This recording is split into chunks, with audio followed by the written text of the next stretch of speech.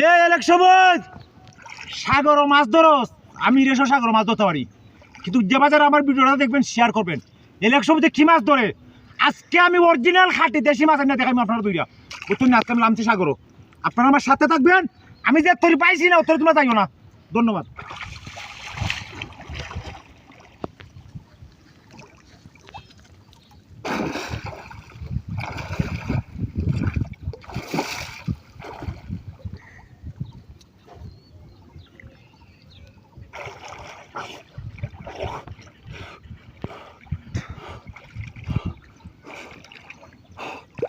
খাই ভাই যাই, ওই দেখুন